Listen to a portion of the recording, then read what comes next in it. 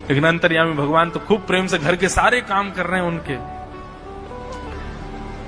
महीना 1.5 महीना बीत गया, खूब आनंद से सेवा चल रही थी। एक दिन त्रिलोचन जी की पड़ोस में किसी के पास बैठी थी, तो पड़ोसी तो होते ही है सब घर के बात बोलने वाले, उन्होंने कह दी, बोले कि आपके घर में तो आजकल बड़ी खुशहाली आ गई है। त्रिलोचन जी को देखा, चेहरे पे कैसा तेज आ गया, लाल लाल टमाटर जैसे गाल हो गए उनके। बोले अरे वो आया है ना अंतर्यामी सेवक हमारा, बहुत सेवा करता है, प्रसादी वगैरह सब वही बनाता है, फिर मालिश करता है उनकी, बढ़िया बढ़िया उनके लिए जूस निकालता है, बढ़िया उनको सब भोजन पानी पवाता है, इसलिए इस वजह से त्रिलोचन जी बढ़िया। वो त्रिलोचन जी तो बढ़िया हो गए, तुम सूख गई हो, तुम इतनी पतली दुबली क्यों हो गई?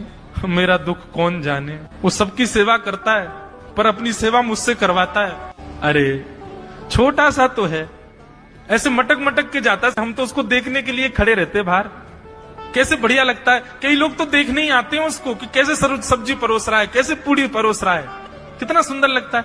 छोटा सा तो है, उसकी क्या सेवा करनी पड़ती है। अरे बहन तुम क्या जानो, 2, 4, 5, 10 किलो आटे की कब कब में रोटियां पूड़ियां खा जाता है चपेट करके, कोई पता नहीं चलती, पेट है, कुआ है, समुद्र है, क्या है पता नहीं चलता है। इतना खाता है, इतना खाता है, इतना खाता है। 4 घंटे की समाधि पर बैठता है एक साथ, थाली नहीं थाल लगाना पड़ता है उसके लिए, इतना खाता है।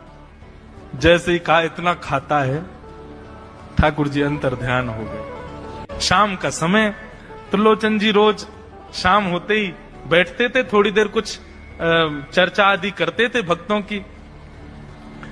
त्रिलोचन जी ने बुलाया, अंतर्यामी, ओ बेटा अंतर्यामी कहाँ हो, जल्दी आओ, चलो शाम हो गई है, थोड़ी देर बैठे कुछ सत्संग करें, कीर्तन करें। अंतर्यामी नहीं आए।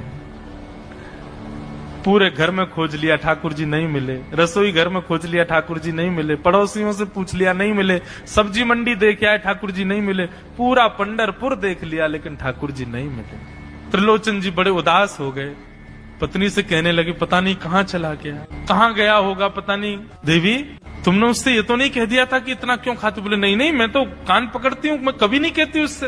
बोले किसी और से तो नहीं कहा था ना तुमने, क्योंकि उसने वचन दिया था ऐसा कहोगे तो मैं चला जाऊंगा।